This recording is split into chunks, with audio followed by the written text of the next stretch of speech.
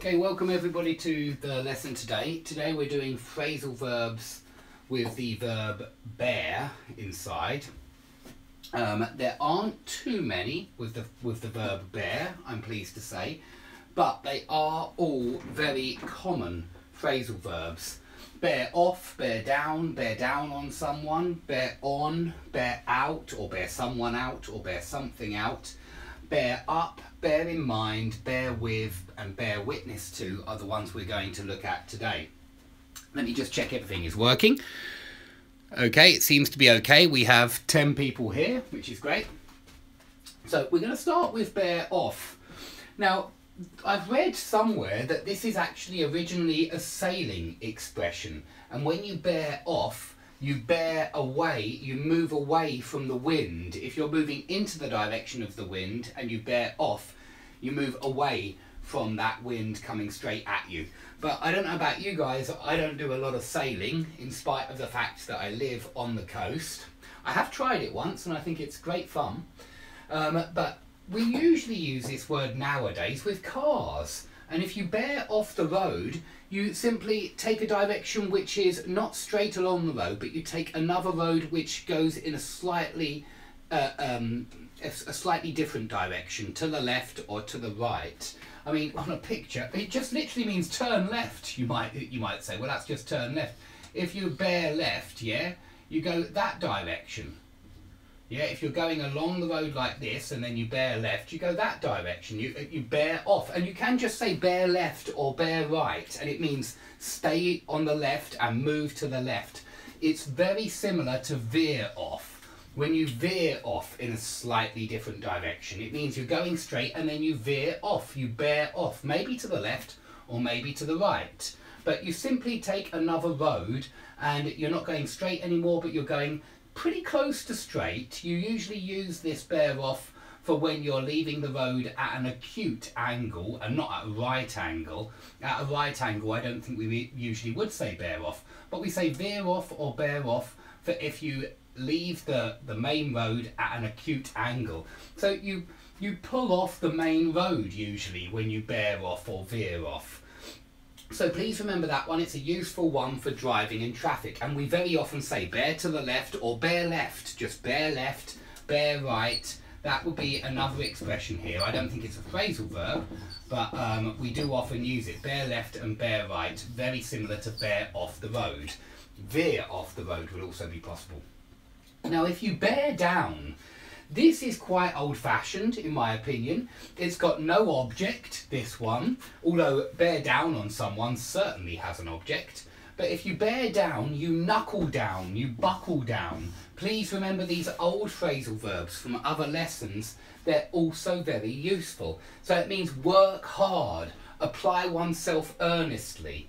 If you bear down, you really try and work hard and get serious about this work in order to finish it. So it's very similar to knuckle down or buckle down. Now, if you bear down on someone, that means that you're moving towards someone and you're getting closer and it's in a threatening way.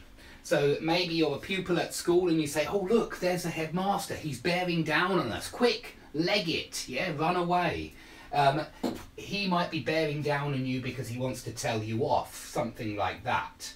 So bear down on, it's very similar to close in on, home in on, or zone in on, because all of those we use when you go after someone, yeah, when you chase someone, when you run after someone or go after someone and approach them, you can say, I closed in on him, I homed in on him, I zoned in on him. They all have slightly different meanings as well. But bear down on someone, the important part is that you move towards someone or something in a threatening way. Really quite common, that one. Okay, if we say bear on, it's exactly the same as the very formal phrasal verb pertain to. Bear on means to have a connection to or to be relevant to. So you might say something like this. Maybe you're a lawyer and you think that when the prosecution lawyer made his argument, the facts that he used were not connected to the crime at hand. They were irrelevant. And then you might say the facts didn't bear on the crime. So to bear on, or to have a bearing on, and we very often see it in the noun form, to have a bearing on. So have a bearing on or bear on, they both mean to be connected to or to be related to. And bear upon is the same, but it's just slightly more formal. But there is a second meaning here which is very similar. Bear on can also mean influence or affect. So if I say the test results don't bear on your final mark, it means this test is not connected to your final mark, and so it won't influence it in any way. It won't have any bearing on your final mark. It won't influence, it won't affect that final mark. So please remember bear on. It's very useful, it's very common, it's very often used. Now, if we say to bear something out, here we mean to corroborate or verify. Very similar now to another phrasal verb which I think I forgot when I did phrasal verbs with hold, so I'm sorry about that. I did hold up, but I don't think I did this particular meaning.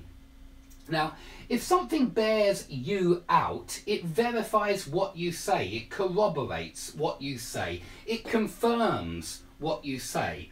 So we might, if you're a scientist, you might say the results didn't bear out our hypothesis, or the results didn't bear us out, and then it means didn't corroborate what you thought the results would be. But very often used like this, the results didn't bear out our hypothesis. You could also use hold up like this, our hypothesis didn't hold up, yeah, which means our hypothesis wasn't confirmed, it wasn't corroborated, it wasn't verified. So hold up has no object, but is exactly the same meaning as bear someone or something out, which has an object right here. So pretty common again, this one. If you say something like the evidence didn't bear his alibi out, yeah, it didn't corroborate his alibi, it didn't verify his alibi, so perhaps he's guilty. So to bear out, it means to corroborate or verify. Very similar to bear witness to or bear testimony to, but we'll see this one in a moment. This one is more often used in formal legal circumstances. This one can be used in legal circumstances. I just used it in one, but this one is more formal. Okay, bear up.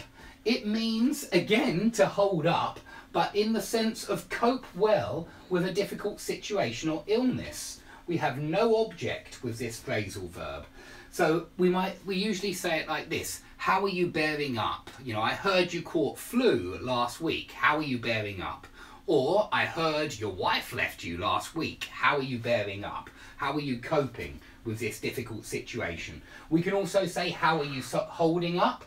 And if you say he's bearing up well, or he's holding up well, it's very similar to he's soldiering on, he's marching on. In spite of difficulty, he's going to get through this illness, this disease, or this very difficult situation, this very upsetting situation.